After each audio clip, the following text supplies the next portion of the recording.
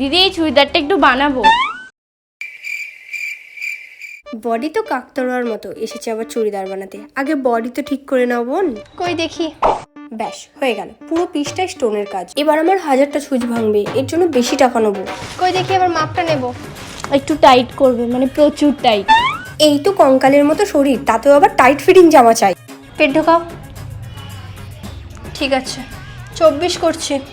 আর sleeveless করবে যেন আমার হাতটা খুব ভালো করে দেখা যায়। স্লিভলেস? এই তো প্যাকেটের মতো হাত, সেটাও আবার দেখাতে হবে?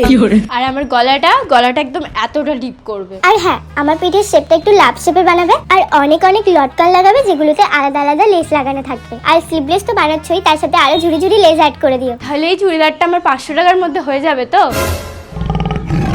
হ্যাঁ হ্যাঁ, আমি তোমার মায়ের, তোমার মাসির, কাকিমার, ঠাকুমার সবার 500 টাকার মধ্যে করে দেব।